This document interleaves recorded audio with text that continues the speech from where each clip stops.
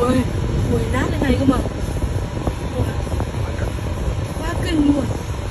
Không đâm một. Ôi mẹ, thế này còn gì nữa. Quá như thế này. Không còn gì nữa luôn đấy. Sợ nhầm. Đi còn gì là người.